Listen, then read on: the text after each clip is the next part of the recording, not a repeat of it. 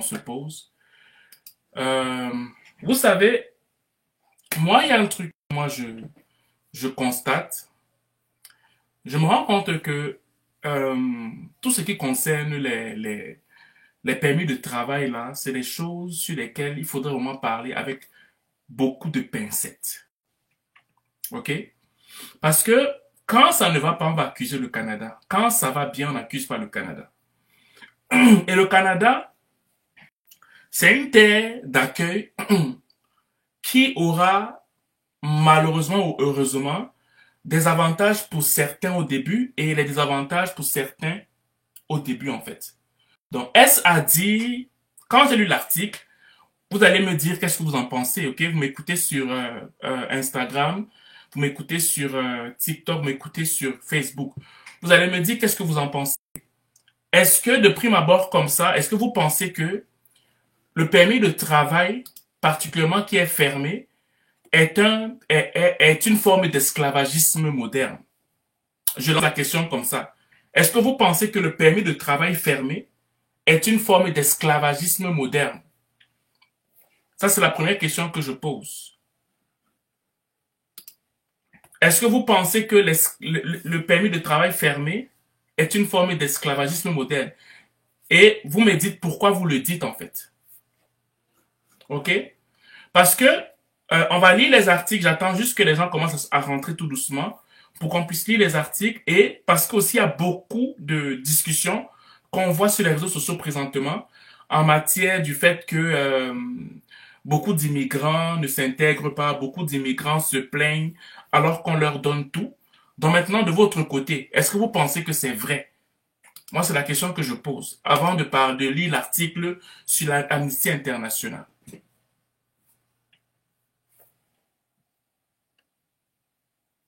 Partagez le live, s'il vous plaît. Partagez le live pour qu'on soit comme un grand nombre de personnes afin qu'on ne pose plus les questions après, en fait.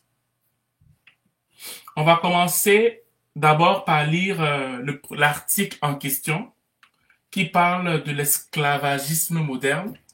Et vous allez me dire c'est quoi votre avis dessus. OK? Partagez le live, s'il vous plaît, c'est important. Ça, c'est Radio-Canada qui a sorti cet article et l'article est sorti le 30 janvier. OK? Je pense qu'aujourd'hui, nous sommes si je ne me trompe pas, le 3, le 2 ou le 3, quelque chose comme ça. Mais le 30 janvier, il y a un article qui est sorti qui parle de l'esclavagisme moderne au Canada en matière de permis de travail fermé. Donc maintenant, moi, je vais lire l'article et vous allez me dire qu'est-ce que vous en pensez, OK? Bon, c'est parti. Euh, Travail étranger, Amnesty International dénonce les permis fermés. Ça, c'est le titre. Le Canada est l'hôte et le complice d'une forme d'esclavage moderne où des travailleurs sont parfois soumis à des conditions de travail et de vie inhumaines et à de multiples atteintes à leurs droits, pouvant aller jusqu'au vol ou à la violence. Ça, c'est d'entrée de jeu, c'est ce qui est dit. Amnesty International dévoile jeudi un rapport dévastateur et très fouillé de 82 pages intitulé Le Canada m'a détruite, exploitation des travailleuses et travailleurs migrants au Canada. Donc, en fait, quand on parle d'esclavagisme moderne, ça ne concerne pas forcément ceux qui sont des natifs ou des personnes qui ne sont pas encore résidentes permanentes, en fait. OK? Parce que quand tu es résident permanent, en fait, tu as, si je ne me trompe pas, tes droits. OK? Et tu es moins à risque qu'on puisse t'exploiter. OK? Ça, c'est ce que je pense, en fait. Ça peut être, vous pouvez ne pas être d'accord avec moi, c'est ce que je pense. Mais là, on parle du permis de travail fermé, donc tu es un travailleur temporaire. Est-ce à dire que les travailleurs temporaires sont tous mal exploités ou bien la grande majeure partie des travailleurs temporaires ne sont pas bien, ne sont pas bien encadrés, en fait? C'est la question qu'il faut se poser. Maintenant, on va continuer. Ce qu'on y rapporte a de quoi glacer le sang. Salaire volé. Première des choses qu'on dit, qu'il y a des salaires volés. Logement insalubre. Quasi-détention. Blessures et atteinte à la santé. C'est pas moi qui dis, c'est Amnesty International. Dans le rapport de 82 pages qu'ils ont fait. Je m'excuse, vous, les gens de TikTok, parce que là, ça descend. Je sais pas pourquoi ça fait ça. Dans le rapport d'Amnesty International, pour les gens qui ont des permis de travail fermés, partagez le live, partagez le live. Pour des gens qui ont des permis de travail fermés, ce qui est dit dans le rapport, on dit qu'on vole les salaires des gens, on dit qu'il y a de la violence, on dit qu'il y a des logements insalubres, on dit qu'il y a une quasi-détention, ok? Allô, Claudie? Et on dit qu'il y a des blessures à atteinte à la santé. C'est ce qui est dit. Ok, on va continuer le rapport. Avec ce rapport, l'organisme veut faire pression sur le gouvernement fédéral pour que cesse l'attribution de permis fermés dans le cadre du programme des travailleurs étrangers temporaires. OK? Donc, le but de l'Amnesty International, c'est de fermer ce programme. Parce que selon eux, ce programme a plus d'inconvénients en matière de la traitance des humains que d'avantages en matière d'avoir un salaire. Parce que même au niveau du salaire, ce qui se passe, c'est qu'à ce qui paraît, les gens se font voler, en fait. On va continuer. L'histoire de Bénédicte, on prend un cas de figure pour pouvoir appuyer les faits. Mon employeur a beaucoup abusé. Le fait que je sois avec un permis fermé m'a enlevé la liberté de choix, m'a enlevé la liberté de vie, m'a enlevé la liberté même d'être un être humain. Ok? Parce que quand on dit à un être humain, tu n'as pas le droit de tomber malade. C'est pas moi qui dis, hein. On dit, tu n'as pas le droit de tomber malade, tu n'as pas le droit de te reposer, ça t'enlève le droit d'être un être humain. Ok? A confié Bénédicte Carole Zé, une Camerounaise qui a accepté de parler à visage découvert à la presse canadienne. C'est pas moi qui dis. Je ne fais que lire des faits. Ok? On continue.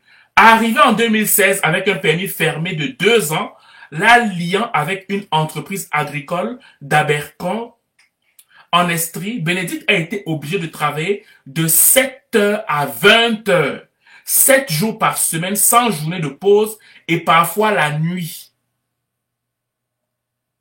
Je vais recommencer. Arrivé en 2016 avec un permis fermé de 2 ans, la liant à une entreprise agricole d'Abercorn en Estrie, Bénédicte a été obligée de travailler de 7 heures à 20 heures, 7 jours par semaine, sans journée de pause et parfois la nuit. On continue. Un collègue se sentant coupable l'a alors amené à l'hôpital épuisé. Sur place, le médecin la met en arrêt de travail. Est-ce que vous m'écoutez jusque-là? Les amis, si vous m'écoutez, j'aimerais avoir votre retour en fait. Est-ce que vous m'écoutez, s'il vous plaît? Est-ce que vous m'écoutez? Arrêtez de me regarder comme si je suis une statue. C'est une réciprocité, là. Facebook, est-ce que vous m'écoutez? TikTok, vous m'écoutez? Instagram, est-ce que vous m'écoutez, s'il vous plaît? Voilà. Je veux qu'il y ait une forme de proactivité. Partagez aussi le live. Partagez, c'est important, c'est important. Parce que quand je vais finir de lire ça, je vais commenter. Sur TikTok, nous sommes 10. Sur Facebook, nous sommes 14. Sur YouTube, sur Instagram, on est juste 2. Partagez, s'il vous plaît. Je vais relire cette partie-là. Arrivé en 2016 avec un permis de travail fermé, ok, de 2 ans, la liant à une entreprise agricole d'Abercorn en Estrie, Bénédicte a été obligée de travailler de 7 heures à 20 heures. 7 jours par semaine sans journée de pause et parfois la nuit. Un collègue se sentant coupable a alors amené à l'hôpital épuisé. Sur place, le médecin l'a mis en arrêt de travail. On va continuer. Quand mon employeur se rend compte qu'on m'a mis en arrêt, sur arrêt de travaux, il me dit que si c'est comme ça, il va me retourner. Et j'aurai interdiction d'entrer au Canada, alors que j'avais vendu tout ce que j'avais pour arriver au Canada. Et là, il m'oblige à aller retravailler, alors que je suis malade, raconte-t-elle, la gorge nouée. Une aide inattendue. Même si elle n'avait pas le droit de quitter la ferme sans être accompagnée ou même d'avoir un téléphone, elle réussit à obtenir la permission d'aller se faire coiffer ou laisser seule avec la coiffeuse malgré les protestations de son accompagnateur. Elle a pu se confier. La coiffeuse m'a dit, non, mais c'est inhumain. Tu ne peux pas vivre ça au Canada. Cette coiffeuse qu'elle n'a pas nommée allait devenir son allié, l'aidant d'abord à se doter d'un téléphone aux grandes dames de son employeur. Quand mon employeur se rend compte que j'ai le téléphone, il se met à doubler les menaces parce qu'il se rend compte que je commence à avoir des informations. Au fil des années et après d'innombrables démarches inutiles avec consultants en immigration et avocats, j'ouvre la parenthèse. Parfois, certains consultants en immigration ne vont pas donner des informations importantes. Pourquoi? Parce que tu ne payes pas assez. Et ça, je suis en train de dire aux consultants, des fois, le malheur de certaines personnes ici, c'est soit parce que vous n'avez pas donné la bonne information, parce que vous regardez d'abord à vos intérêts, ok? Soit, vous leur avez donné la bonne information, sans leur dire les réalités qui accompagnent souvent ce programme-là, en fait. Ok? Bon. Moi, en fait, quand je lis ça, je n'ai pas encore fini, mais on va d'abord s'arrêter là. Quand je lis ça, selon vous, est-ce que c'est la responsabilité du gouvernement de veiller sur toute personne qui entre en tant que travailleur temporaire ou c'est la responsabilité des travailleurs temporaires de s'informer sur leurs droits et leurs obligations quand il s'agit, quand il y a un problème, quand il y a une difficulté, quand il y a quelque chose qui ne se fait pas? Je vous pose une question comme ça. Est-ce que c'est la responsabilité du gouvernement canadien de regarder les abus de chaque employeur ou c'est la responsabilité, ok, de chaque employeur à son arrivée au Canada de savoir c'est quoi ses droits et obligations bien avant de commencer de façon pratique, de façon physique l'emploi? Sur Instagram, on dit les deux. Dora dit les deux. Sur Facebook, qu'est-ce qu'on dit? Sur Facebook, qu'est-ce qu'on dit? S'il vous plaît, parlez, soyez proactifs là. Voilà, merci beaucoup. Je vais recommencer, je vais reposer la question. Parce que là, moi je suis fatigué qu'on accuse le Canada. Le Canada a ses défauts, mais aussi le Canada aussi a ses qualités. Le défaut de notre communauté afro, écoutez-moi très bien, le défaut c'est qu'on n'aime pas prendre l'information pour s'intégrer. Le défaut, c'est qu'on n'aime pas prendre l'information pour s'intégrer. Le ministre, il dit que le Québec ne peut pas venir fouiller, regarder comment on te traite. Je ne comprends pas. Parce que quand on vous dit que informez-vous, vous ne voulez pas vous informer, je suis arrivé au Canada, le Canada c'est bon. Non, tu as tes droits. Mais parce que tu ne connais pas tes droits, écoute, parce que le gouvernement a mis les lois.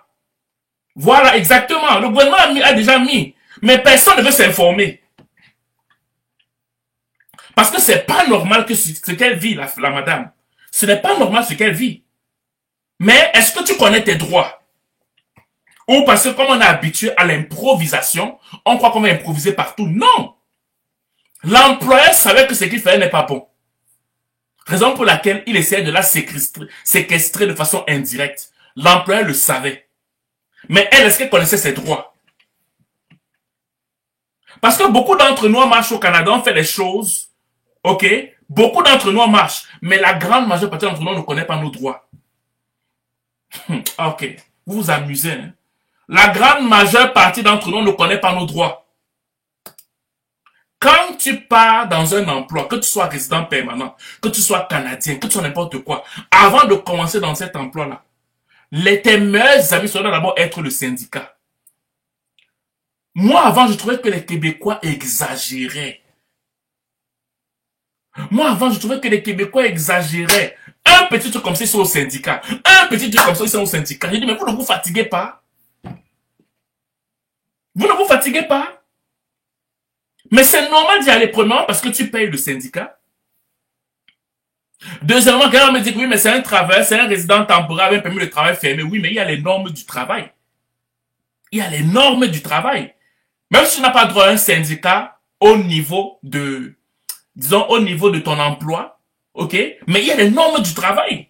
Ça encore, c'est un problème d'intégration. Je ne suis pas en train d'accepter ce que l'employeur a fait. Mais je condamne aussi notre sœur ici, de ne pas avoir pris le temps de connaître ses droits. C'est ça mon problème.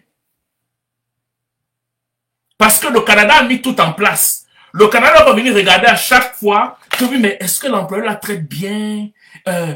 Chaque personne va venir regarder, est-ce qu'il traite bien mes amis de Facebook? Est-ce qu'il traite bien mes amis d'Instagram? Est-ce qu'il traite bien mes amis de TikTok? Le gouvernement va pas faire ça. Le gouvernement va mettre en place des lois. Mais le problème, parce qu'il faut qu'on se pose la question. Il faut qu'on se pose la question. Peut-être que la femme là, peut-être qu'elle savait que si elle partait se plaindre, on aurait pu lui dire, ok, madame, vous êtes obligé de rentrer dans votre pays. Donc, elle a décidé que comme elle a tout vendu, elle va dire qu'elle va supporter. Mais là, ce n'est plus la faute du Canada. Est-ce que vous êtes d'accord avec moi? Je vais recommencer. Parce que le problème est peut-être ailleurs. Peut-être que la dame savait dans le fond, ok? Peut-être qu'elle savait dans le fond que si elle partait se plaindre, on lui aurait dit que bon, c'est un permis de travail fermé. Ok, madame, on comprend. Mais on va essayer de peut-être vous rompre le contrat avec cet employeur-là parce que l'employeur n'est pas correct. Mais je ne pense pas que le Canada va te trouver un emploi. Tu vas devoir toi-même t'improviser pour trouver un autre emploi. Mais le problème, c'est que est-ce que le Canada va te donner le temps pour le faire? Peut-être que le Canada va te dire que rentre d'abord dans ton pays pour retrouver l'emploi dans ton pays et après tu vas revenir. Bon, peut-être qu'elle le savait dans le fond. Et c'est la raison pour laquelle elle n'a pas voulu passer à l'action sur les véritables lois qui la protégeaient. Qui pense que ce n'est pas ça? Parce qu'on est en train de spéculer. Je suis un essayiste. Peut-être que je peux me tromper. Parce que parfois le problème est ailleurs. Mais comme nous on se connaît entre nous afro, on ne le dit pas souvent fort.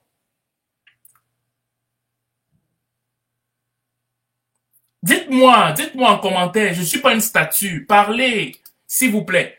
Ça, c'est un échange pour qu'on puisse mutuellement s'enseigner. Partagez les lives, partagez. Ça, c'est très important. Il y a beaucoup de travailleurs temporaires qui sont ici, mais qui vivent des choses, pas parce qu'il n'y a pas une protection pour eux, mais parce qu'ils ils se sont tellement endettés. Ils ont tellement tout vendu, comme s'ils étaient déjà résidents permanents, comme s'ils étaient déjà des Canadiens, et quand ils arrivent ici, ils voient comment c'est difficile, parce qu'ils sont malheureusement tombés sur un employeur qui abuse d'eux, mais ils savent qu'ils n'ont plus rien, mais c'est pas normal. J'ai toujours crié, j'ai toujours dit une chose. Quand tu es au Canada et que tu n'es pas encore résident permanent, mais il n'est pas de la responsabilité du Canada de te protéger forcément. À un moment donné, tu vas devoir rentrer. Et même si tu es ici, il y a des lois qui te protègent. Voilà. Voilà la peur de parler, la dette. Parce qu'en fait, il y en a qui ne rentrent pas parce qu'ils ne peuvent pas rentrer, mais parce qu'ils sont tellement endettés. Parce qu'ils sont tellement endettés. Parce qu'ils savent que le retour risque d'être brutal. Qu'ils vont se dire que non, je préfère supporter. Mais ne dis pas que c'est la faute du Canada. Non!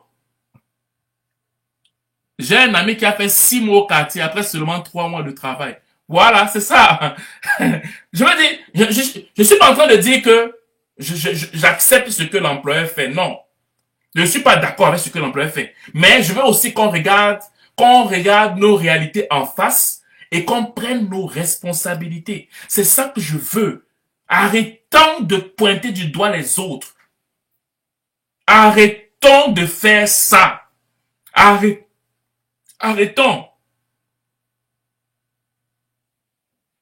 Oui, bon, comme Mélancy t'a dit, le genre là tu supportes. Mais si tu supportes, ne te plains pas. S'il faut que tu supportes parce que tu as des engagements, mais ne te plains pas. Ce n'est pas la faute du Canada ici. Non, non, à un moment donné, il faut qu'on soit clair. Il faut qu'on soit clair. Et je répète encore, je ne suis pas en train de dire que l'employeur, ce qu'il est en train de faire, est correct. Mais je dis simplement qu'il est aussi de notre responsabilité de passer à l'action. Et dans cette femme, il y a 2 cas de figure. Soit à cause de la mauvaise intégration, elle ne connaît pas ses droits, ok? Soit elle connaissait ses droits, mais parce qu'elle a eu beaucoup d'engagement en Afrique, parce qu'elle a tout vendu, alors qu'elle n'est qu'une résidente temporaire, ben, elle ne peut plus rentrer. Voilà. On va continuer. Le cas de Bénédicte n'est pas unique. Donc, ça veut dire que ces cas de figure-là, on en trouve beaucoup. Les amis, partagez le live, s'il vous plaît. Je n'ai pas à vous supplier ça. En fait, ce n'est pas parce que je veux avoir beaucoup de vues. Non, ça m'intéresse pas. Ok? Moi, mon but, c'est qu'on touche la grande majeure partie des gens. S'il vous plaît, partagez le live. J'insiste dessus. Que ce soit sur Instagram, que ce soit sur Facebook. Je vous en supplie. Je vous implore. Parce qu'il y en a beaucoup qui souffrent et qui ne savent même pas. Il y en a beaucoup qui souffrent. Je ne vous dis même pas que les gens qui m'écrivent. Juste cette semaine, j'ai eu peut-être 4 personnes qui m'ont écrit pour me parler de leurs difficultés. Mais je ne peux rien faire. Je ne peux pas, je suis pas l'immigration, je ne suis pas les autorités, mais beaucoup pleurent, beaucoup pleurent. Si moi je prends ce genre de cas de figure, c'est parce que des gens pleurent, des gens crient. Il y en a que ce n'est pas l'employeur. Il y en a que ce sont leurs conjointes qui leur font vivre des choses terribles. Il y a des gens que ce n'est pas l'employeur qui les fait venir. Non, ce n'est pas l'employeur qui les fait venir. Ce sont leurs conjoints ou leurs conjoints qui les font venir. Et maintenant, le conjoint commence à séquestrer sa femme. La conjointe commence à séquestrer son conjoint. Est-ce que vous savez qu'il y a ces réalités-là au moins? Répondez, est-ce que vous savez? Ce n'est pas seulement l'employeur. Prenons un autre contexte. C'est pour laquelle vous dit de partager ça. Donc maintenant, le conjoint qui est arrivé ou la conjointe qui est arrivée, c'est que le Canada est une belle opportunité. Ok? Est-ce que, parce que je peux me plaindre. Je peux me plaindre. Mais si je me plains, ça veut dire que je vais rentrer dans mon pays. On va commencer à m'insulter. On va commencer à me critiquer.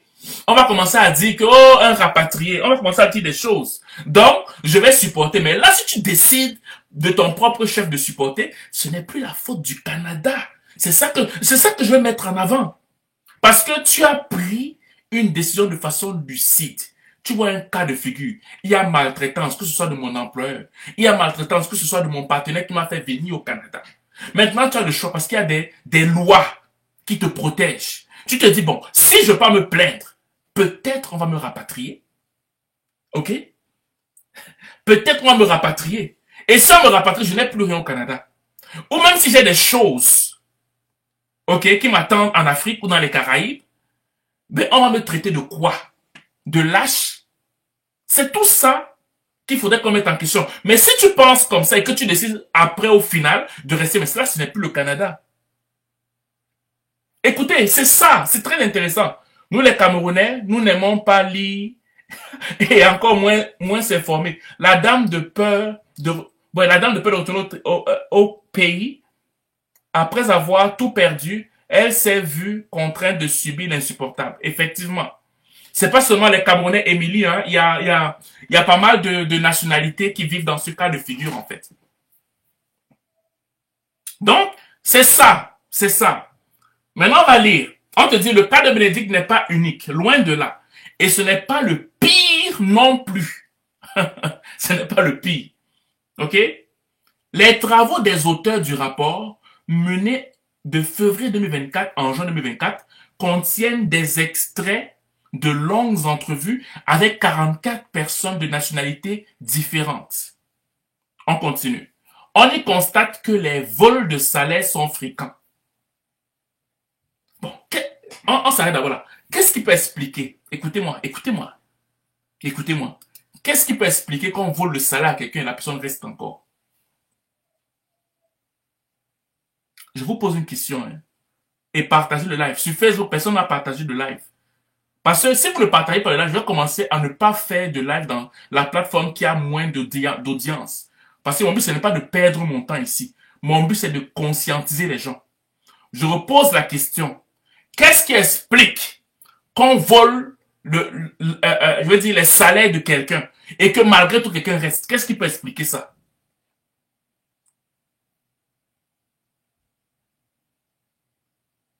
Elle n'a pas de choix. Ça, c'est Aralia qui le dit. Et vous autres, qu'est-ce qui peut expliquer que quelqu'un envole son salaire, mais la personne reste? La peur, l'espoir.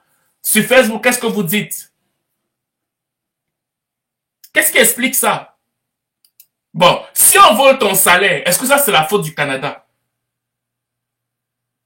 Là, maintenant, prenons le cas de figure. Bon, là on a volé ton salaire, on te maltraite, tu n'as plus rien à faire là. Bon, maintenant est-ce que c'est la faute du Canada?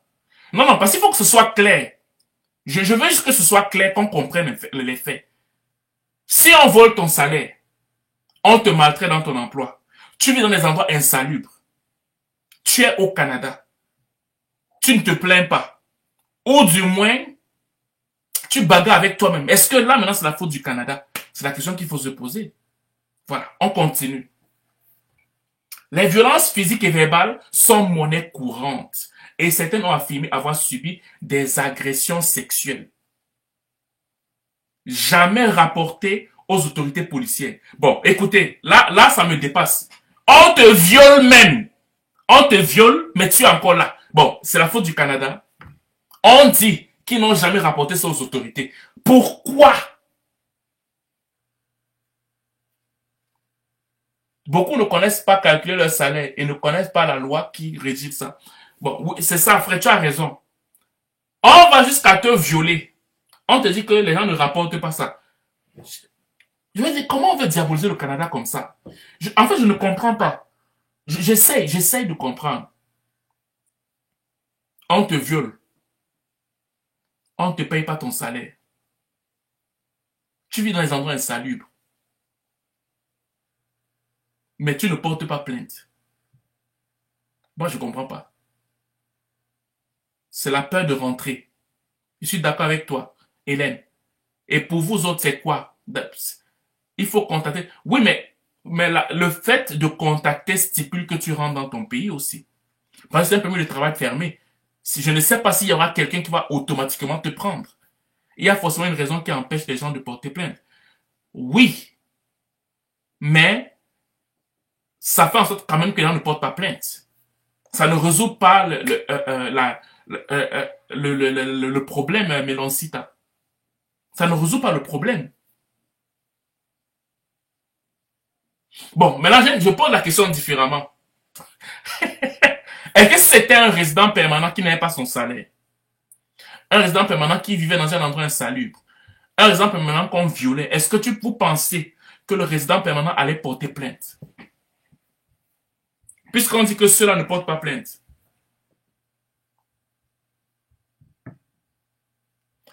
J'ai posé une question, hein.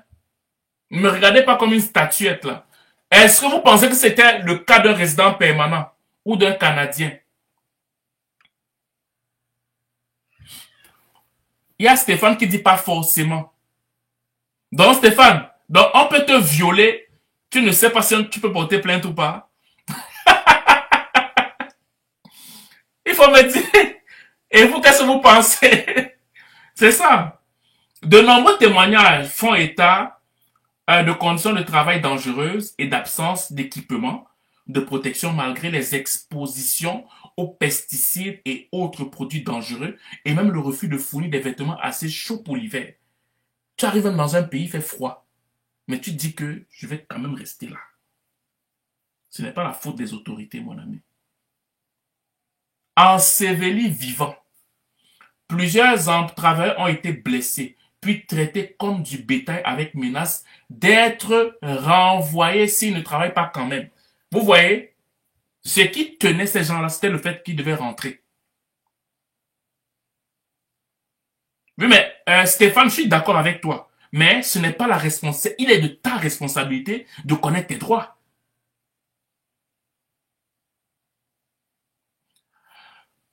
Je suis d'accord avec toi. Quand tu dis un résident a beaucoup de choix, contrairement à un temporaire dont son permis de travail est fermé. Non. Le temporaire aussi a beaucoup de choix, mais la seule différence, c'est que lui, il a peur de rentrer dans son pays si jamais ça ne tourne pas bien. Et c'est pour ça que l'article dit, plusieurs travailleurs ont été blessés puis traités comme du bétail avec menace d'être renvoyés s'ils ne travaillent pas quand même. Donc ça veut dire que ce que les employeurs avaient pour tenir les gens, c'était le fait que si tu ne fais pas ce que je te dis, tu rentres chez toi. Si tu ne fais pas ce que je te dis, tu rentres chez toi. Si tu ne fais pas ce que je te dis, tu rentres chez toi. Si tu ne fais pas ce que je te dis, tu rentres chez toi. C'était ça qui tenait les gens. C'était pas parce que le gouvernement n'a pas intervenu parce qu'ils se sont plaints. Non. Ce n'était pas à cause de ça. C'était parce que les gens avaient peur que si jamais rien n'était fait, ok, si jamais il y avait, si jamais ils se plaignaient, la balance en arrière, ça devait être quoi?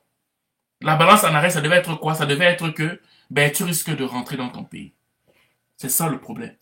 L'exemple d'Henri, non fictif, qui a été enseveli et qui a perdu conscience dans un trou lorsque la paroi s'est effondrée et s'est effondrée, a de quoi faire dresser les cheveux sur la tête. Son employeur l'avait ensuite laissé pendant 1 heure environ appuyé contre un arbre, lui disant qu'il serait bientôt remis. Refusant de le conduire à l'hôpital, Henri a fini par s'y faire conduire par un collègue pour apprendre qu'il avait une fracture du bassin et qu'une partie de son corps était paralysée. Ok. Il a été opéré dès le lendemain et ensuite séjourné pendant près de 2 ans dans un stade d'hébergement et de soins de longue durée. Aujourd'hui, il souffre de douleurs chroniques et a toujours de graves limitations fonctionnelles. La question du logement est aussi centrale alors que plusieurs travailleurs ont fait état de manque d'espace, ok, de surpopulation, d'absence de chauffage ou d'air climatisé parfois installés dans des conteneurs. Écoutez, de manque d'intimité, d'insuffisance des installations sanitaires et même de difficultés à avoir de l'eau potable. On parle du Canada. On parle du Canada. Est-ce que c'est la faute des autorités? Non, non. C'est toi qui as décidé de rester. Ne me dis pas que c'est la faute des autorités. Non, moi je refuse. Non, non, non. C'est pas la faute. C'est toi qui as décidé. C'est toi qui as décidé de rester malgré tout ça. Et je ne suis pas en train de dire que, je ne suis pas en train de juger ton choix de rester. Mais je dis juste que ça, on ne peut pas mettre ça sur le dos. On ne peut pas mettre ça sur le dos du gouvernement. Non. Parce que si tu te plains, il y aurait action. Mais toi, tu as peur que s'il y a action, tu te dois rentrer dans ton pays. Donc ça veut dire que ce n'est plus la faute du gouvernement. Non, il faut que ce soit clair. Il faut que ce soit clair. Bon, maintenant, on parle de la justice illusoire. Peut-être que la justice illusoire va nous porter, va me contredire, en fait.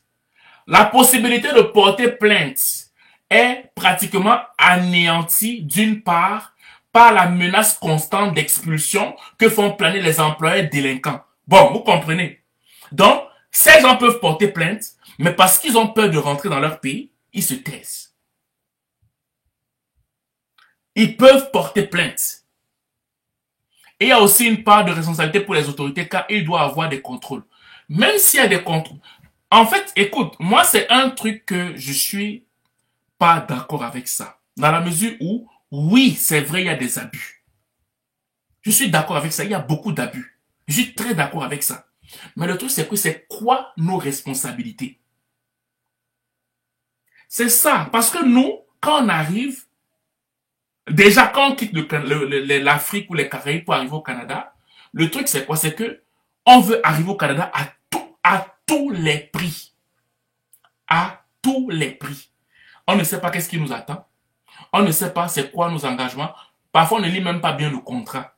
Parfois, on va dire oui à tout, même si on ne sait pas ce qui nous attend. Et quand on arrive, même si on est en tant que résident temporaire, on a tout vendu. Ce qu'un résident permanent peut se permettre de faire. Mais tu ne peux pas te permettre de le faire en tant que résident temporaire. C'est pas possible. Tu ne peux pas te permettre. Parce que selon la loi, on peut jouer avec. On t'a permis d'être là temporairement. Non, ils n'ont pas peur. Ils n'ont pas peur de rentrer parce qu'ils ne sont pas en règle. Ils ont peur de rentrer parce qu'ils ont pris des engagements qui peuvent potentiellement les dépasser et du regard qu'on aura sur eux quand ils vont rentrer dans leur pays. C'est ça la peur. C'est ça la base de la peur. Parce que, quoi qu'on dise, il y a pas mal de choses qui peuvent arriver. Ok? Quoi qu'on dise, il y a pas mal de choses qui peuvent arriver. Attends, je vais pas faire parler mon frère. Allô, Frangin? Ça va bien toi-même? Là, ça va, ça va. Ça fait depuis que je vois que là, je veux monter là, mais tu es tellement concentré. C'est vrai que tu vas même pour le point interdit, c'est pour te saluer et pour parler avec toi. Ouais. Mais moi, j'ai vu vos vidéos, j'ai vu ta vidéo pertinente, j'ai vu la contre-vérité avec ton ami dont tu connais là.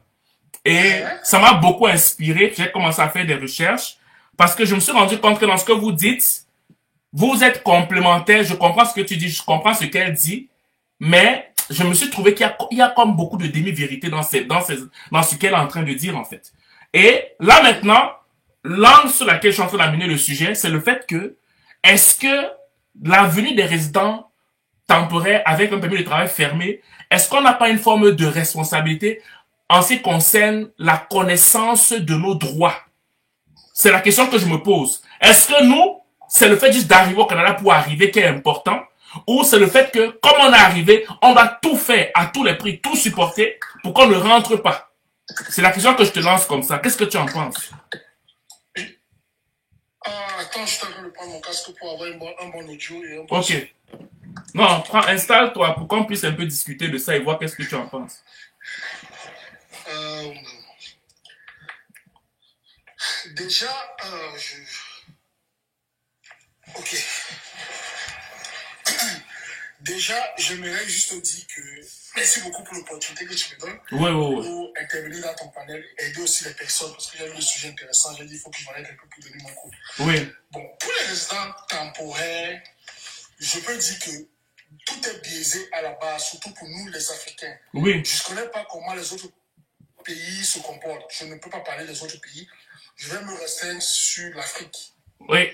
C'est tellement biaisé au début parce que pour prendre la procédure pour venir, ce qui est généralement gratuit, des recruteurs vont voir d'autres mafieux derrière qui vont faire une vente de profils. Oui. Donc les gars vont se retrouver à dépenser beaucoup d'argent pour venir, en oubliant que le permis de travail fermé, c'est la chose la plus pire qui existe. Mais tu prends même permis d'étudiant. Ok. Parce que sur ce permis de travail fermé, pendant ces 2 années, renouvelable généralement une fois, tu ne vis pas. C'est parfois les $18 de l'heure. C'est rarement $20. Enfin, ne brûle pas ta maison.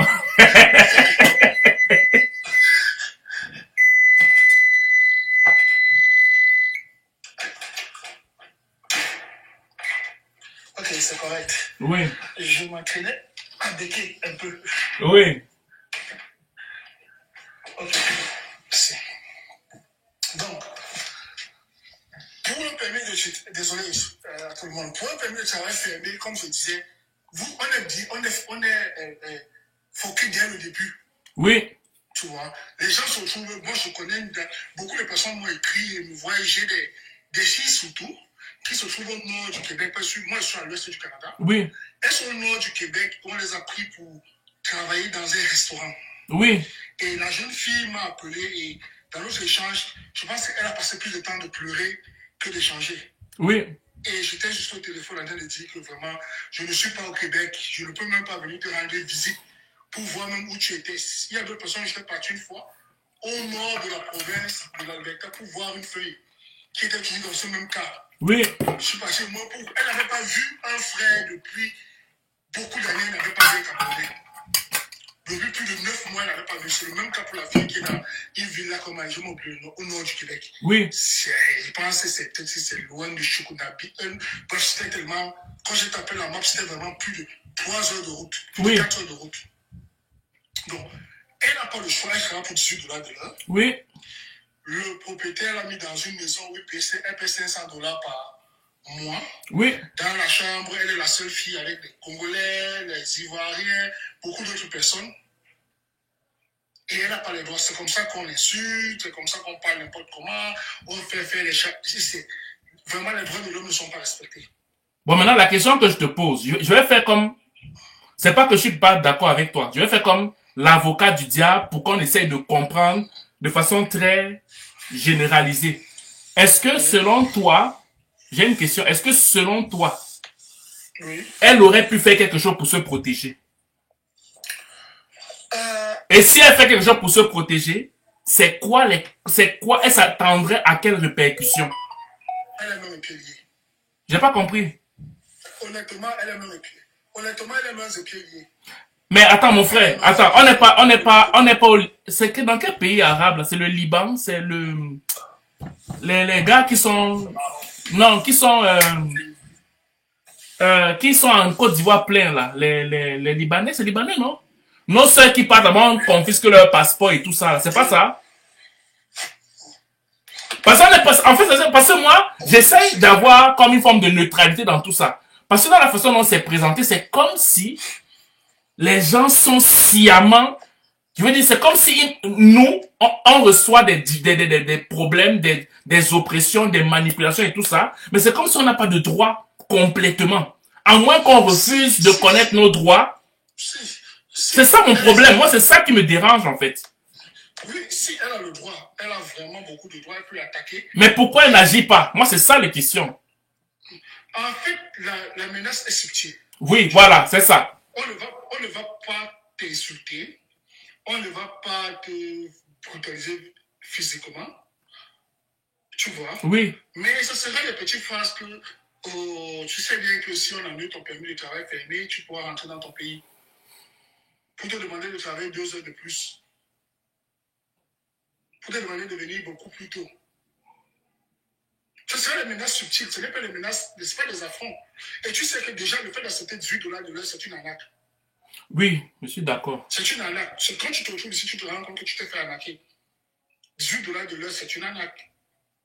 Regarde, je peux te poser une question, s'il te plaît. Oui, vas-y. Bon, avant de poser ta question, juste pour dire, la dame aujourd'hui, l'assurance, elle n'a pas l'assurance qui couvre beaucoup le fait.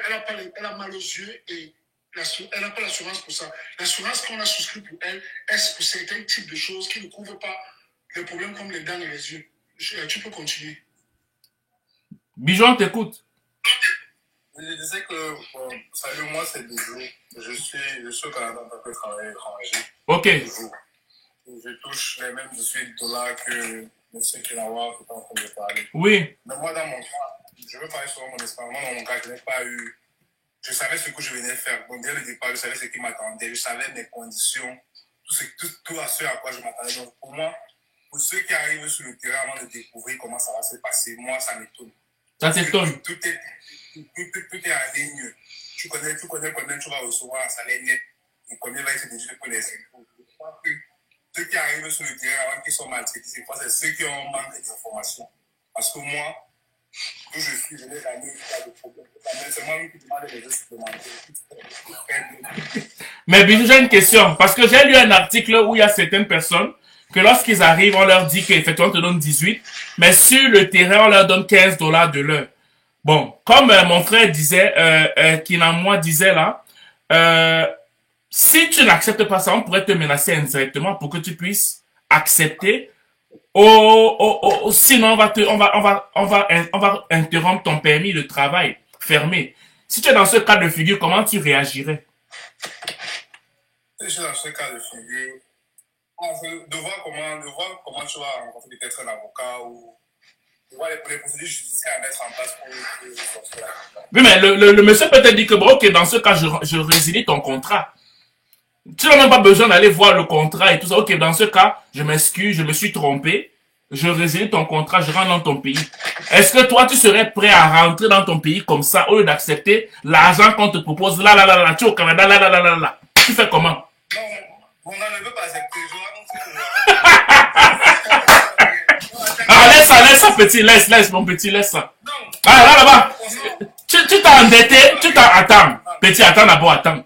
Tu t'endettes, tu vends les whey, tu sais qu'il y a des gens qui t'attendent. Tu sais que ton père il a pris les cotisations. Vous vous avez dit que vous allez rembourser, vous avez dit que tu vas rentrer comment? Non, je ne rentre pas, c'est ça que je ne peux pas me rentrer. Parce que c'est ça que c'est ceux qui n'avaient pas l'information avant de venir. Donc tu vas supporter alors? Je vais supporter. Ah, mais ça veut dire qu'on revient dans ce que le gars est en train de dire. Bon, maintenant, moi, là, la question principale revient. Est-ce dans la faute du gouvernement canadien? Si oui, pourquoi? Si non, pourquoi? Je pose la question aussi à mon frère Kinawa. Dans ce cas de figure, j'aimerais que vous me dites, Dans ces cas de figure, est-ce que c'est la faute du Canada? Je veux un oui et un non. Vous me donnez l'expression des deux côtés pour qu'on puisse nuancer les choses, en fait.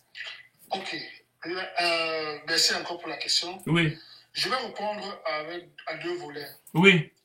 Premièrement, le gouvernement du Canada ne peut pas contrôler les permis de travail tout ensemble comme ça. Oui. Ça revient encore à la charte de province. Oui. Donc, on va revenir au gouvernement de la province. Oui. Et sur cette matière de province, en matière de province, la province qui a plus de droits dans le social, bien que je ne vis pas là-bas, c'est le Québec. Oui. On ne peut pas faire mieux que eux en matière de droits sociaux. Oui. Il faut qu'on soit bien pour avoir la chance de travailler avec eux et travailler avec d'autres provinces. Oui. En matière de droits sociaux, aucune province ne peut faire mieux que ces gars-là. Ok. Maintenant, si tu viens par exemple chez nous en Alberta, c'est le business.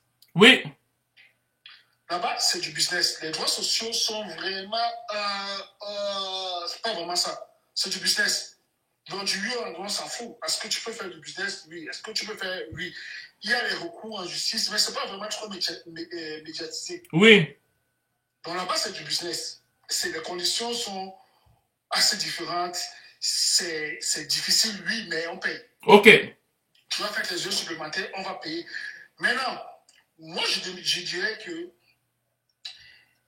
tout ce qu'on a fait pendant ces deux premières années, c'est de travailler, c'est de serrer le cœur et de voir si tu peux avoir un congé de permis ouvert après ces 2 années. Oui. Ou alors, trouver une alternative en tant que soldat. Si tu as une femme, trouve le mariage, tu sors de cette histoire. C'est facile. Non, je tape ça sec. Pour les femmes qui sont dans la situation, j'ai dit à la fille, pour les femmes qui sont dans la situation que tu es jeune, que tu es encore là, ne pas dire que tu fais des relations avec les gars qui sont dans la même situation que toi. Laisse la faire d'amour, cherche à te sauver ta tête. Parce que voilà aujourd'hui, tu as fait la vidéo récemment, les gens d'Amazon qu'on a fait, mais tu as encore fait la vidéo pour les infirmiers. Beaucoup de ces infirmiers sont venus avec le côté de travail, c'est bien, hein? Ah oui, hein? Beaucoup de ces gars qui sont proposés sont bien. Non, tu imagines qui va, entre toi et moi qui sommes ici depuis, qui va aller à l'école et chercher à être proposeur bénéficiaire? Qui va venir résident permanent au lieu d'aller faire ses cours pour devenir infirmière, comment on appelle ça? Nurse, entier qui fait ses 4 années, va chercher à être proposeur bénéficiaire. C'est très peu. Très peu de résidents permanents et des étudiants vont faire ce boulot-là. Donc, ils ont importé les employés. Ça, c'est la situation. Donc, pour les filles, c'est comme je donne comme conseil, pour les filles, si tu es encore jeune, tu es âgé de moins de 30 ans, c'est moi, ton grand frère qui te dit, utilise ta carte d'épouser un résident permanent ou un Canadien de souche ou un Canadien africain. Tu sors de cette affaire. Mais mon frère, c'est pas comme si c'est mieux parce qu'il y a beaucoup de filles qui sont séquestrées dans leur foyer, là. Oui, ou bien tu supportes aussi ça là-bas. Oui, tu sors de là 3 années après, tu peux demander le divorce. Mais il y a rien qui die dedans. Bon, laisse ça là-bas. Allô Stéphane, ça va bien? Stéphane? Oui. Comment tu vas? Ça va très bien. Oui, Martina? Allô Martina? Bonsoir. Comment ça va? Oui, allô? Oui, ça va bien? Je vais très bien, mon frère, merci. Ok. Et l'aide, excusez-moi pour vos noms, hein. L'aide, ça va? Oui, grand frère, ça va bien. Ok, parfait. Bon, là, je vais vous donner aussi la parole. Vous avez compris, vous avez entendu le live. Je vais commencer par l'aide. L'aide, qu'est-ce que tu en penses de façon brève, en fait, s'il te plaît? Eh bien, tout d'abord, je tiens à m'excuser. J'ai pris le live, je suis rentré dans le live en retard. Oui. Je crois que la thématique, c'est sur l'immigration et l'intégration. Oui. C'est ça? En fait, je vais te faire un topo, en fait. Présentement, Amnesty International juge que le permis de travail fermé est une forme d'esclavagisme moderne. Et on a pris plusieurs cas de figure qui montrent qu'il y a des gens qui souffrent avec leurs employeurs en matière de permis de travail. Ils sont privés de plusieurs droits. Mais moi, je dis que je pense que il faut un peu nuancer dans la mesure où beaucoup de ceux qui vivent ces injustices, ce n'est pas à cause du gouvernement du Canada, mais c'est parce qu'ils ne peuvent pas porter plainte pour qu'on puisse rompre leur permis de travail et rentrer dans leur pays. Donc, pour moi, oui, on n'encourage pas ces excès, mais quelque part aussi, on a notre responsabilité de dire oui ou non si ça ne nous arrange pas, quitte à quitter le territoire. Donc maintenant, En ce qui nous concerne, en ce qui te concerne, ça arrivait dans ton cas de figure. Est-ce que tu penses que ces personnes qui se plaignent ont le droit de se plaindre ou tu penses qu'elles doivent supporter jusqu'à ce que genre l'Eldorado arrive ou bien qu'il y ait comme un miracle qui arrive ou sinon toi tu comptes mettre tout ça sur le dos du gouvernement du Canada en fait? Oh, merci grand frère, merci l'Afro-Canadien. Oui. C'est une très bonne thématique et merci de m'avoir fait le résumé. Oui. Je suis d'accord avec toi que c'est notre responsabilité. Oui. Du moins, c'est la responsabilité de ceux qui ont un contrat fermé, Oui. de se plaindre quand ça ne va pas. Et c'est aussi la responsabilité du gouvernement de protéger les immigrants en général. Mais selon ce qui est dit, les gens ne se plaignent pas. Je veux dire, comment on peut se protéger si on ne se plaint pas? Les gens ne se plaignent pas, ils devraient se plaindre. Oui, mais c'est ça. Mais seulement que oui. La plupart des immigrants, quand ils arrivent, ils sont refermés sur eux-mêmes. Ils ne recherchent pas l'information, ils ne recherchent pas avoir des personnes sur qui ils peuvent s'appuyer pour qu'on puisse les accompagner quand ils ont des challenges. Oui. Moi, par exemple, qui parle, je suis pas arrivé avec un permis fermé. Oui. Je suis arrivé avec la résidence. Mais je t'assure, je peux aussi, tu me permets, je peux te faire un petit résumé de ce que j'ai subi. Oui, dis-moi. Moi, je suis médecin.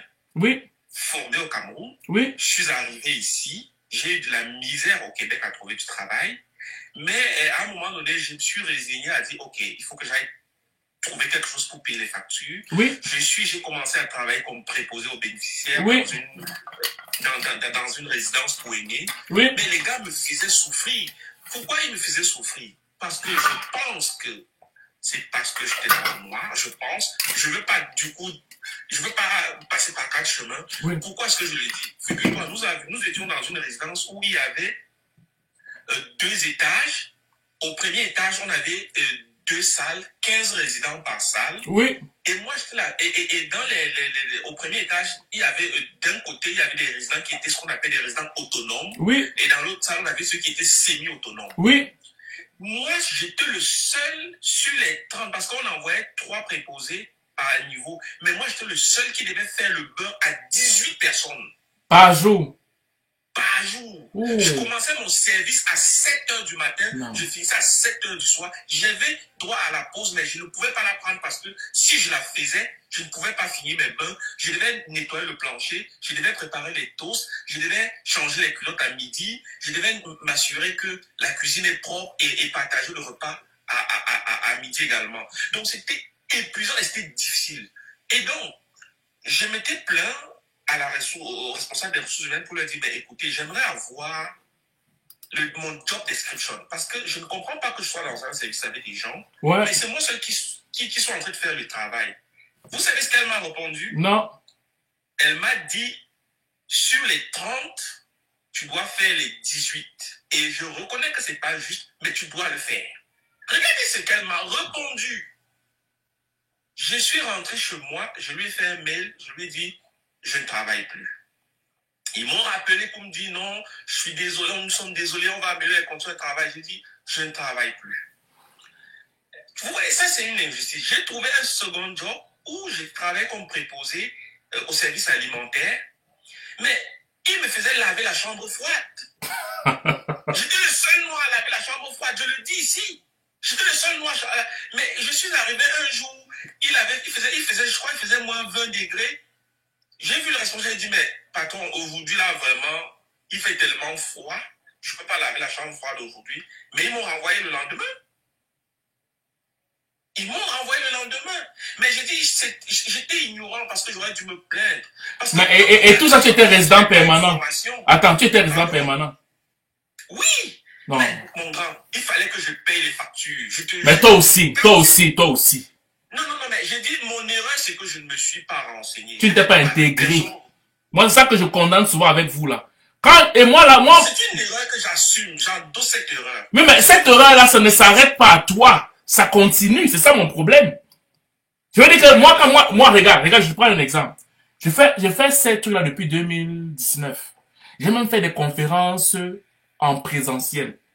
Je te dis que je dis que l'entrée, je me dis souvent que c'est $8. Parce que je vais payer la salle, je veux pas de bénéfices et tout ça. Tu sais combien de gens payent le billet?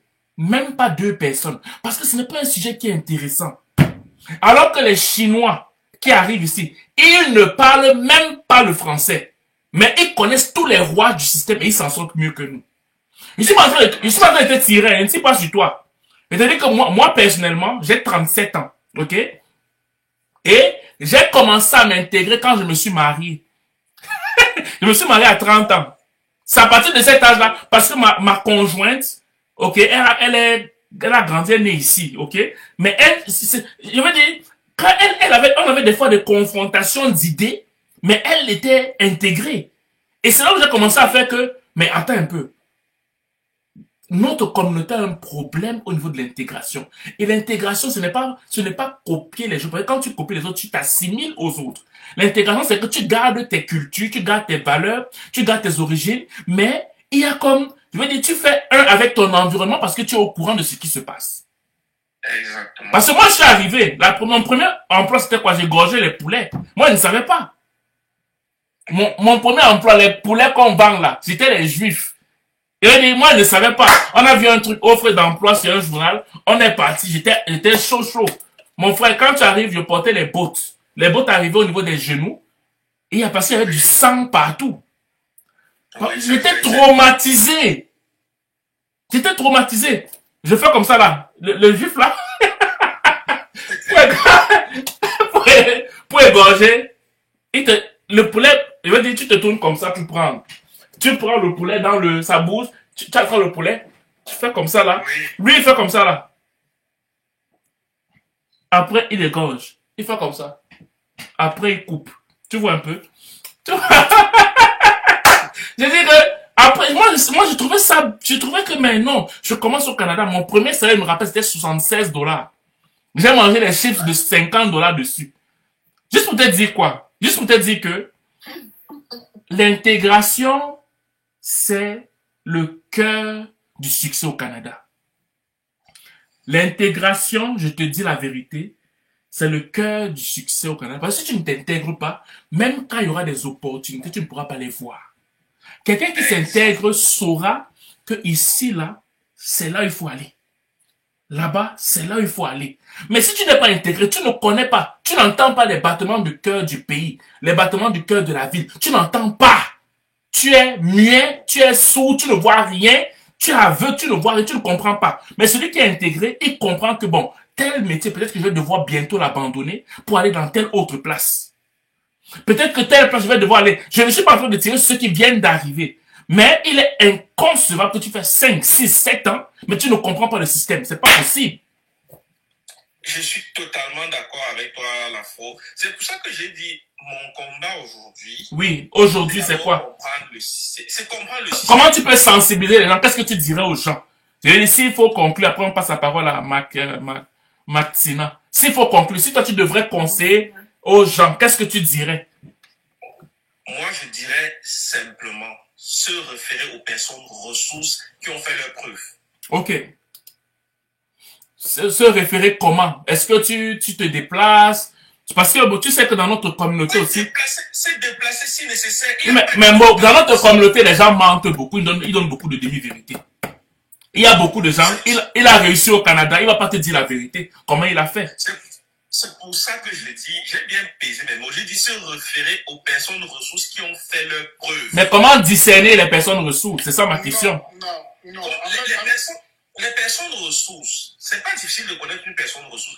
Par exemple, moi, je peux dire honnêtement que l'Afro canadien est une personne ressource. Parce que quand je regarde... Attends, mon frère Kinawa, tu vas avoir ton temps. Attends, donne-lui fini, conclue. Quand je regarde les contenus que tu fais, permets-moi de te tutoyer, s'il te plaît. Oui, il n'y a pas de souci. Ça a du sens. Vraiment, ça a du sens. Et il n'y a pas un autre intérêt que le sens, dans le sens, du moins, il n'y a pas un autre intérêt que d'aider, que d'éclairer, en fait. Oui. Que de partager l'expérience vécue. Parce que si tu ne parles de quelqu'un qui a partagé, qui a vécu une expérience et qui te la partage, et que quand tu observes même, il a un comportement décent, et que lui-même, il est épanoui et il est stoïque. Parce que quand je vois, tu fais souvent des publications et que des gens viennent critiquer, mais quand je vois, tu restes stoïque et ferme et je vais dire quoi? Calé sur tes positions, je comprends que c'est pas quelqu'un qui tâtonne. C'est quelqu'un qui sait vers où il va. C'est quelqu'un qui a une certaine maîtrise. Moi, je vais ajouter une chose. Oui, continue, mon frère Gauthier. Vas-y, je t'écoute, Kinawa. Ok. Si tu as vu les lives, je parle à l'aide. Si tu as vu les vidéos de l'Afro-Canadien, il y a une vidéo qu'il a postée, je pense, la semaine passée. Moi, je le suis, c'est mon ami, en dehors de ceci. Oui. Il a dit que ils vont toujours t'aider tant que tu resteras petit. C'est ça, on est d'accord. Ces vidéos. Mais ça, on m'a attaqué un petit. On m'a attaqué, on m'a beaucoup attaqué là-dessus. Et c'est la vérité, c'est ce qu'on est en train de comprendre. Ils vont toujours te prendre tant que tu seras le bon petit. Mon bon petit fait comme ça, mon bon petit fait comme ça. Tu vois sa vidéo, vous pouvez aller dans ces vidéos, vous allez voir. Je ne sais pas s'il écrit les titres, je lui demande toujours d'écrire les titres en haut Oui. pour référer les personnes dans la vidéo. Ah, en haut, c'est mieux, hein? Oui, en haut, c'est mieux. Quand on vient voir ton contenu, en plus, on peut lire, on sait de quoi il est à l'intérieur. Oui. Tu seras toujours le bon. Quand tu vas être quand tu resteras là. Quand tu vas rester petit. Mais dès que tu vas commencer à décoller, toute la communauté sera ta première. Tout ça, l'ennemi de tout le monde. Non, il est irrespectueux. Non, je n'aime pas Kinawa. Il est trop bavard. C'est ça. Non, je n'aime pas l'afro. Il se prend, il pense comme il a trouvé le travail à tel endroit. Il est mieux que les autres. Il était ici, tout le monde l'a aidé. Pourtant, personne ne t'avait aidé. Aujourd'hui, il se prend au sérieux, il porte les lunettes, il ne parle plus avec les personnes. On va trouver tout. Donc, moi, je donne mon conseil. Le premier endroit où il ne faut pas aller, c'est dans la communauté. C'est vrai. C'est désolé, mais c'est ça.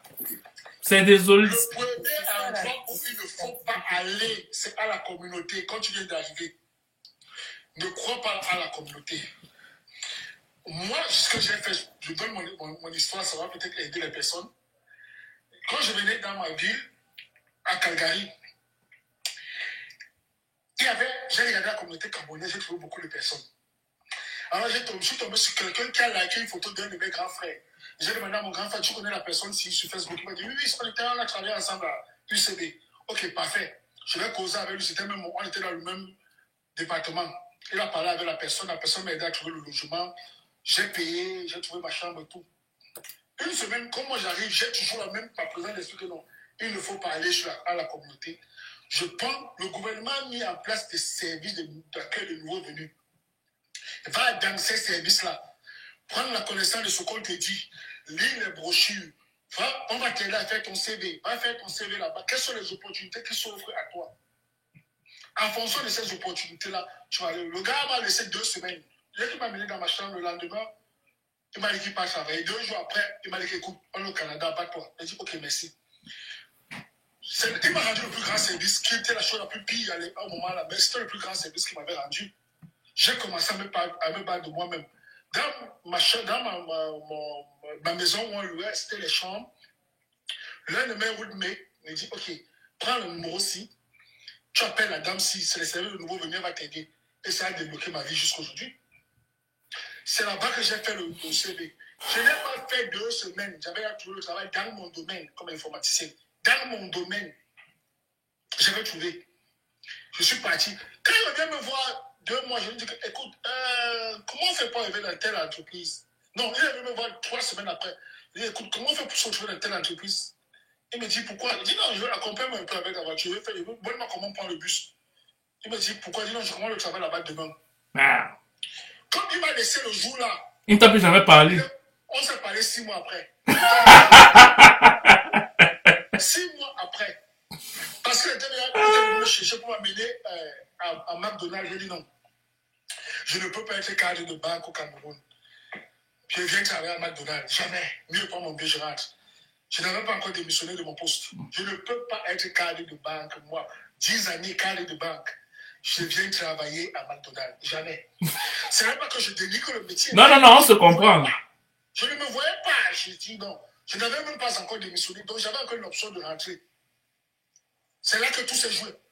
C'est là que tout s'est joué. Dieu a ouvert les portes. Tu te mets dans la prière. Tu cherches ta voie. Dieu va t'aider. Mais si tu pars compter sur la communauté, ce qui est mauvais, je vais chuter par là. Tu brises ta foi en Dieu. Tu donnes maintenant ta foi aux grands frères. Eux-mêmes n'ont pas la position. Je ne sais pas s'il me fait comprendre. Oui, très bien. Donne ta foi en Dieu, à Jésus-Christ.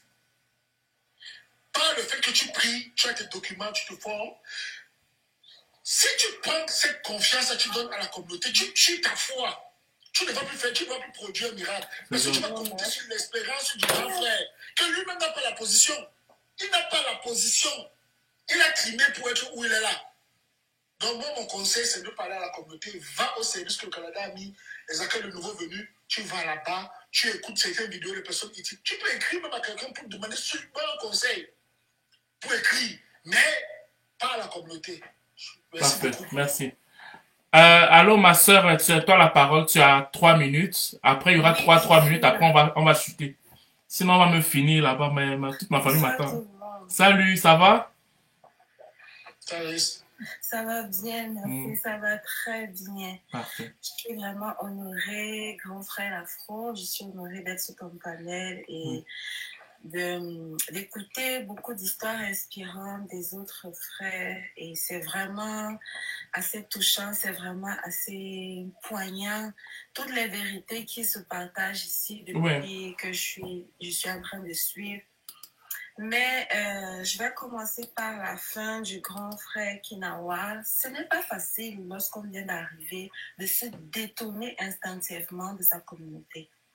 Ce n'est pas facile parce qu'on vient de quelque part. oui, Si comme moi, on vient du Cameroun, facilement, on va regarder l'autre personne qui a la peau noire comme son semblable. oui, Donc, on se sent, rien que par la couleur de la peau, on sent déjà un instant de sécurité, une barrière qui s'éloigne. Si on parle la même langue, que ce soit le français ou l'anglais, ça encore, c'est une autre barrière qui tombe. oui, Si on vient du même pays, même seulement du même continent, déjà que dans le continent africain, à 98%, on a tous les mêmes problèmes. oui, On connaît les mêmes problèmes des routes, les mêmes problèmes de l'eau, les mêmes problèmes de chômage et ceux qui trouvent l'emploi qui sont pas payés. Bref, on a beaucoup de réalités qui nous sont communes. Donc, ça veut dire que facilement, on voit quelqu'un ressortissant du continent ou même de la communauté comme un frère, comme son semblable, comme quelqu'un qui facilement peut comprendre nos réalités. oui, Donc, ce n'est pas tout de suite qu'on lui dresse, qu'on lui met des cornes et une queue pour dire que ça, c'est l'ennemi. Non, c'est à l'instinct que ça se fait. Donc, cette erreur-là, tous ceux qui nous ont précédés l'ont commise. Moi-même, je l'ai commise. Mais c'est pas parce qu'on tombe dans cette erreur qui découle de l'instinct et du naturel qu'il faut perdurer là-dedans, sombrer jusqu'à ce que qui vienne nous sauver. Non. Il faut être capable à un moment donné de se réveiller de son cauchemar et de se dire, il faut que je prenne les armes et la responsabilité de ma propre vie pour aller chercher des solutions. oui, Parce que moi-même, j'ai subi de personnes de la communauté. Mais en même temps, je dis merci à ces personnes-là parce que ça m'a aidé. Ils m'ont réveillée. Donc moi, j'arrivais là, je pensais que j'allais être accueillie dans un petit berceau et que tout le monde allait me tenir la main pour m'accompagner comme à l'école maternelle. Et j'ai reçu une des belle claques claque. jour et nuit. Ça a réveillé un lion que je ne connaissais même pas moi-même. Ouais, Ça a réveillé quelqu'un en moi. Et je suis allée au charbon. Écoutez, si on veut revenir sur nos autres frères qui sont confrontés à ces multiples problèmes d'injustice avec le permis de travail fermé et qui oui, ont du mal à le dénoncer, soyons conscients de nos douleurs. Lorsqu'on part de chez nous, peu importe d'où on vient, mhm, pour aller chercher un avenir meilleur, que ce soit au Canada ou ailleurs, c'est ouais, parce qu'on a une souffrance, c'est parce qu'on a une douleur. oui, Moi, au Cameroun, ingénieur, j'ai fait 1 an sans salaire merde. en tant qu'ingénieur. Regardez tout ce que mes parents ont dû sacrifier pour que je puisse poursuivre ce rêve d'avoir J'ai une question. un Quand tu dis diplôme que un an, aussi quand tu dis élevé. 1 an sans salaire, qu'est-ce qu'on te donne comme raison? Je veux dire, quand ils ne te Alors, payent pas, là, ils disent quoi? Ils disent que quoi? il n'y a pas. Merde. Il Il n'y n'y a a pas pas. comment? Il n'y a pas quoi? Comment? Je ne comprends pas. J'essaie de comprendre. Attends, Tata Kinawa, c'est même pour ceux qui ont la pudeur de te dire qu'il n'y a Tu pas. peux pas les réactiver ta cancer. Non, non, je suis venu très jeune ici. Là, D'un mois à l'autre, on fait comme si de rien n'était. mais on te donne le travail quand même. On fait comme si de rien n'était. Oui. Bon. Puis même quand tu arrives en retard, on te rappelle à l'ordre. Quand tu es absent. Mais oui, parce qu'à la fin, là, surtout quand j'ai eu mon visage, je faisais n'importe quoi, je m'en foutais. Je préparais mon voyage, on se mettait à me faire des remontrances. Ouais, tu viens pour le travail. Et je me disais dans ma tête, mais ces gars imaginent que je vis comment? j'ai un loyer à payer, j'ai des factures à payer. Dieu merci, pour moi, je faisais des cours à côté. Donc, j'étais également professeur dans des IPES et des instituts universitaires privés. C'est ça qui me permettait de vivre au quotidien. Je faisais aussi le petit commerce en ligne. C'est ça qui me permettait de subsister. Mais pour le profil d'ingénieur pour lequel j'étais recrutée dans un gros cabinet qui travaillait avec de grosses multinationales au Cameroun, je n'étais pas payée pendant 1 an durant.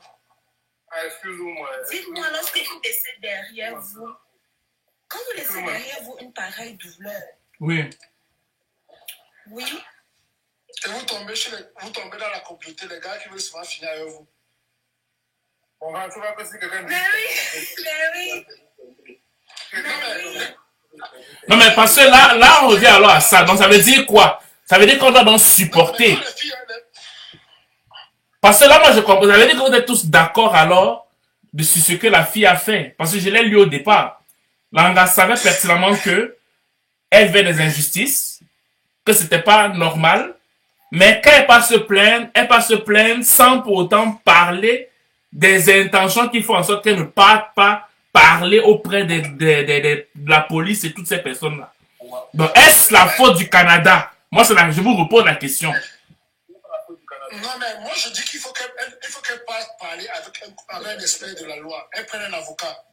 Mais est-ce qu'elle veut ça? Est-ce qu'elle dit que c'est ce qu'elle veut? Est-ce que c'est de notre culture même d'abord de prendre les avocats? C'est de notre culture de prendre les avocats. Combien de Camerounais savent même dans quelles circonstances et pour quel genre de situation on doit se rapprocher d'un avocat? Ouais, c'est notre culture, ça. Bon, dans ce cas, donc, tu ne te plains pas. Physique. Tu supportes... Je sais pas. Elle connaît qu'elle peut parler d'un avocat, mais elle sait que son argent pays, la situation qu'elle a dit au pays serait plus pire par rapport à la situation qu'elle vit ici. Bon, attendez, laissons un peu Stéphane parler. Stéphane? Oui. Tu as même parlé depuis là? J'ai pas parlé, j'écoute seulement. Non, tu vas parler d'abord, après tu vas partir. Parle d'abord. Stéphane, dis d'abord, on a trop parlé, dis d'abord. Tu veux fuir. Ce que les autres disent, c'est très pertinent. Oui, mais dis d'abord, toi, on veut ta part. Non, moi je pense qu'il faut prendre le problème sur plusieurs angles. Moi, je vais en prendre sur 2. Le premier angle sur lequel j'ai fait l'analyse, c'est vrai, le Canada a fait beaucoup de publicité sur travail, résident temporaire, travailleur étranger, etc.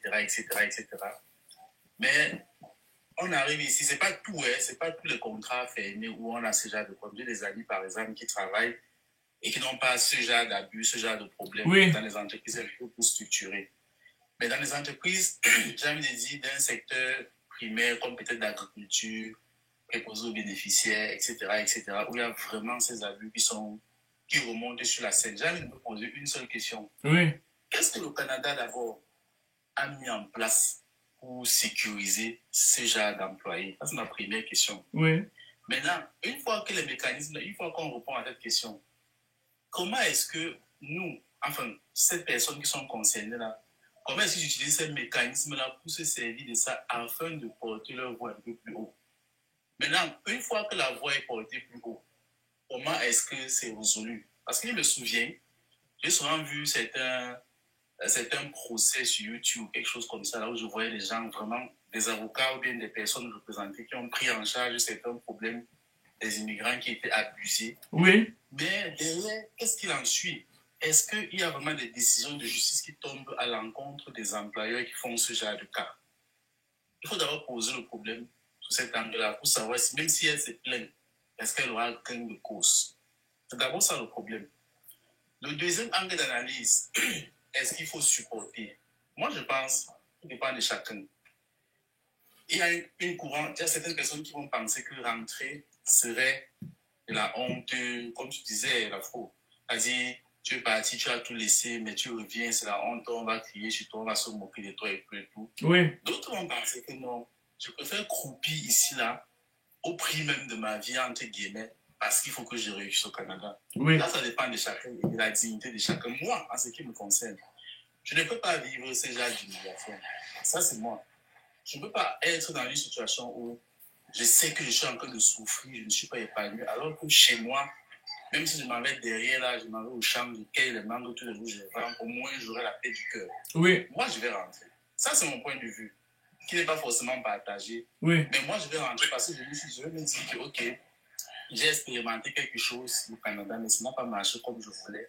Ça n'a pas été l'expérience qu'on m'a présentée dans les médias, et chacun a son expérience. Oui. Et maintenant, ce que j'ai dit aussi par rapport à ce que les autres ont dit, c'est que le Canada, ça se vit individuellement.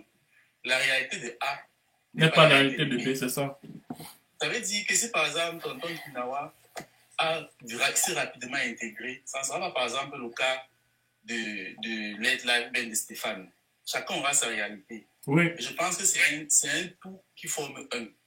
Ça veut dire que je ne pense pas qu'il faut fuir la communauté camerounaise, mais je ne pense pas non plus qu'il faut embrasser entièrement la communauté camerounaise. Je pense qu'il faut prendre un peu de partout. Oui. C'est-à-dire un peu à la communauté. J'appelle ici le discernement.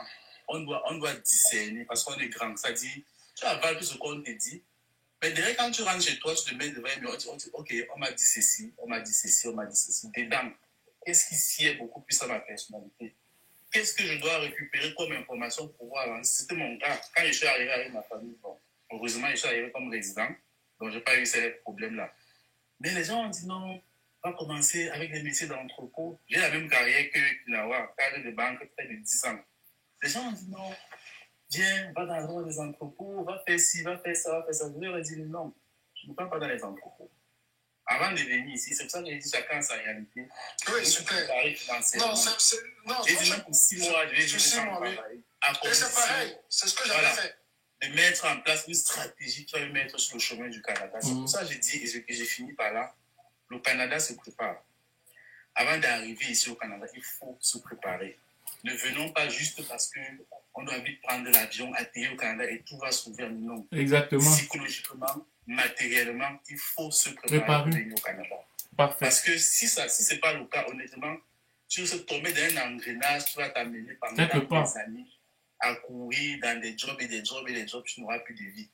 Donc pour moi, c'est pour finir, je pense que tout le monde a sa réalité. Oui. Le Canada a sa part de responsabilité en ce sens où peut-être qu'il n'y a pas assez de monde pour accompagner ces résidents, ces travailleurs étrangers qui subissent ce martyre dans leur métier. Oui. Et voilà, je pense qu'il y a ce problème-là, honnêtement. Moi, je pense. Oui.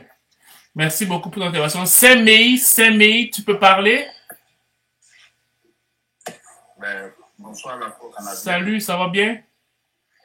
Oui, merci, je vais très bien. Oui, parfait. Moi, je serai très bref. Oui. En fond, c'est à ta personne, c'est pour te dire vraiment merci, parce que quand je suis arrivé au Canada, je suivais tes vidéos qui m'ont vraiment beaucoup aidé.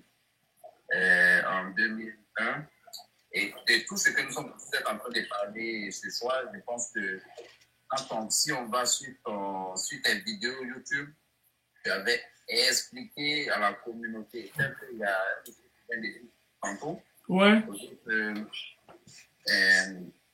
Il n'a pas compté sur quelqu'un qui fait ses affaires. Et tu as une vidéo réellement qui parle de ce genre de faits. Et tu es un prévoyant, en fait.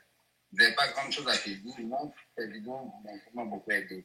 Merci. Et merci beaucoup. Merci beaucoup à toi aussi. Bon, mes amis, maintenant, chacun va donner à 1 minute pour conclure parce que je dois y aller là. Donc, ouais, yo, j'ai 4 enfants quand même, hein. Mais il faut te reposer un peu, hein. Bon. C'est vrai. Les enfants, c'est ça qui va. Il faut remplacer le Canada, c'est vrai, mais pas assez. Voilà. Kinawa. Cette année de mariage, Kinawa, allez, conclure, dis quelque chose, après ça va être le tour de Bijoux, Stéphane, tout, pour rapport à ce que... Bon, maintenant, moi, je vais vous dire comment on va conclure ça. Moi, je vous pose une question, vous me répondez et vous me dites pourquoi en quelques mots, après on va se séparer. Selon vous, ceux qui viennent en tant que résidents temporaires, avec un permis de travail ouvert ou fermé, est-ce qu'ils doivent tout vendre, s'endetter, en espérant qu'ils vont devenir résidents permanents ou pas? Je commence par Kinawa.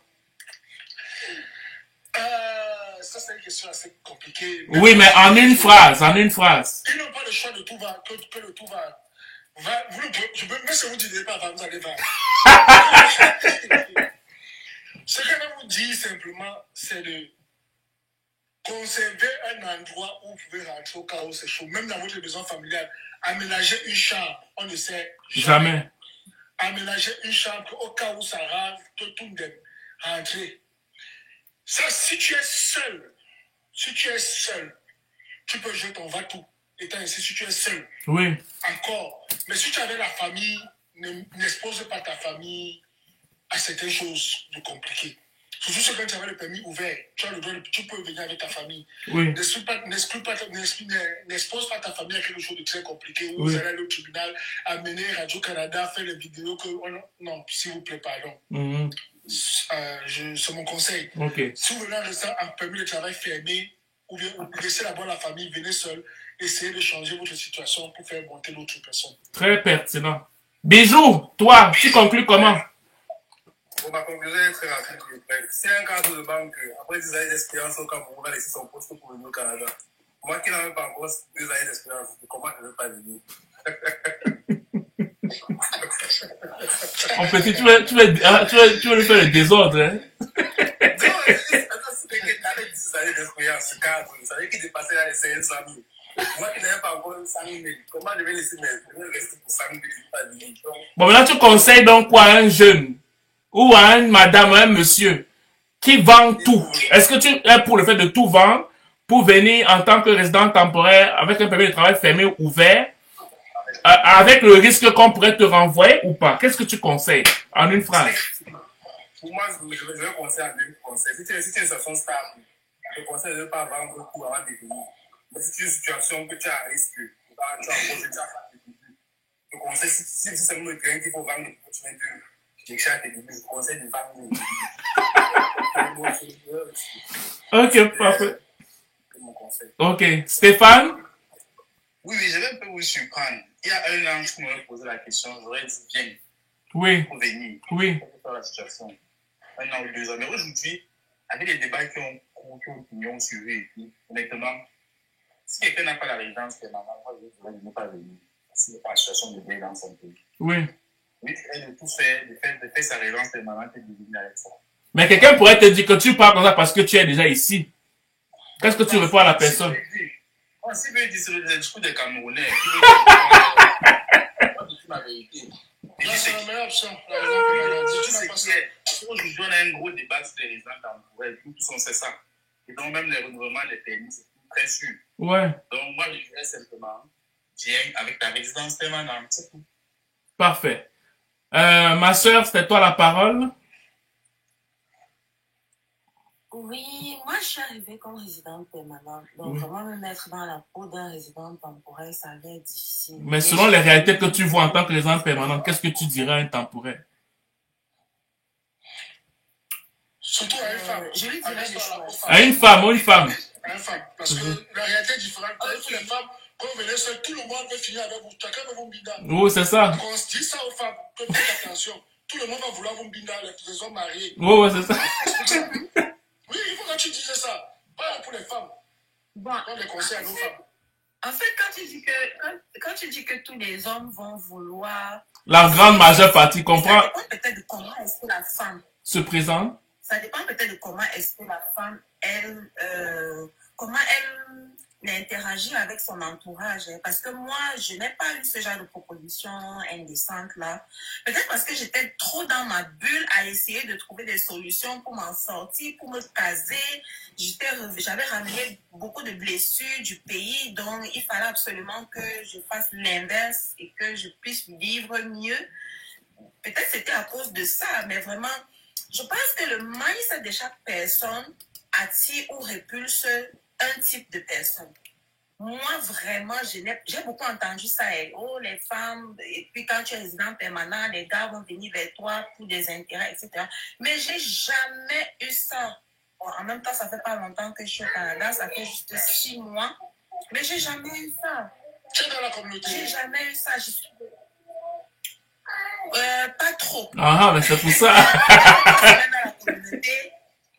J'ai fait 3 semaines dans la communauté, j'ai encaissé, et quand ils m'ont réveillé, ça m'a aidé. Et pap, j'ai viré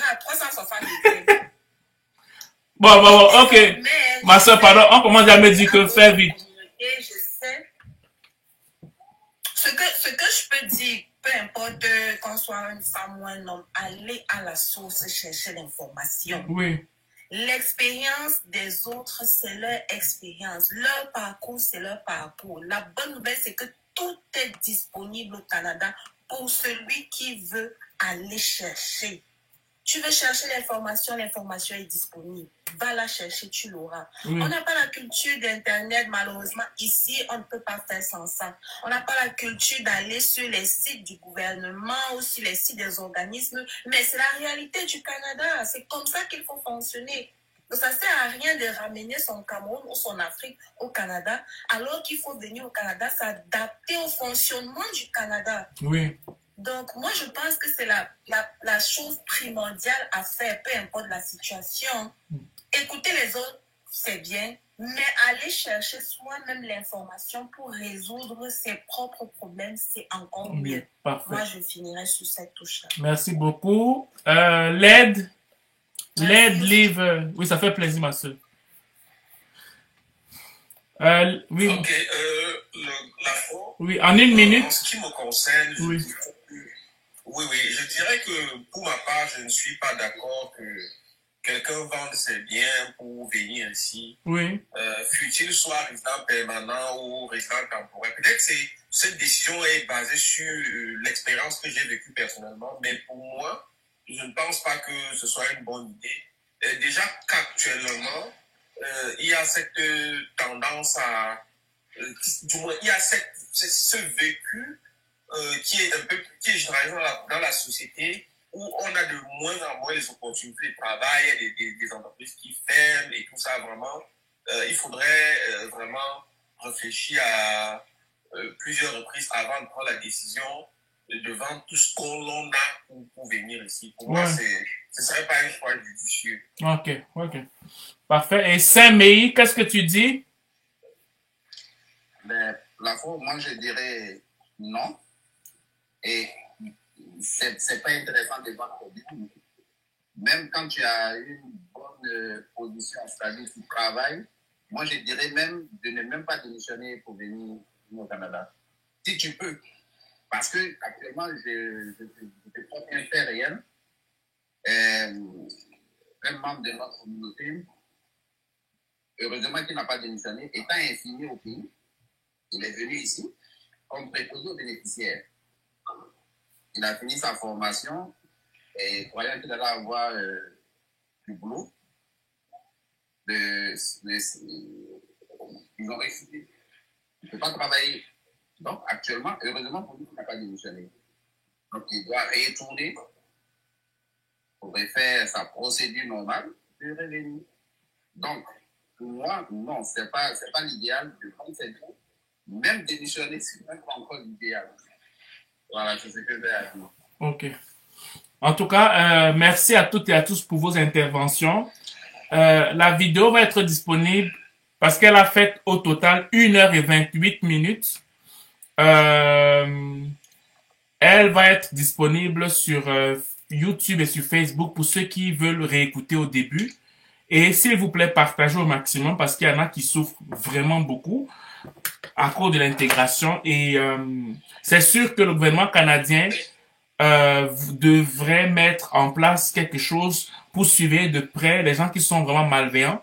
Mais il est aussi de notre responsabilité de passer à l'action quand il y a des formes d'injustice, en fait, parce qu'il y en a beaucoup qui ont laissé leur vie comme ça. C'est vraiment compliqué, en fait. Donc, je compte sur vous pour partager ça. Et merci vraiment pour vos interventions parce que c'était vraiment fructueux. Et j'espère que tout le monde a apprécié et qu'on va vraiment être des porteurs de bonnes nouvelles pour nos frères qui vivent dans ce genre de dans ces cas de figure, en fait. C'est bon? Oui, très Merci bon. les gars. Ok. Bon. Donc, je vous souhaite de passer une belle soirée et préparez-vous pour lundi. Très bien. Ok, Merci. Ok. Merci. Bye bye.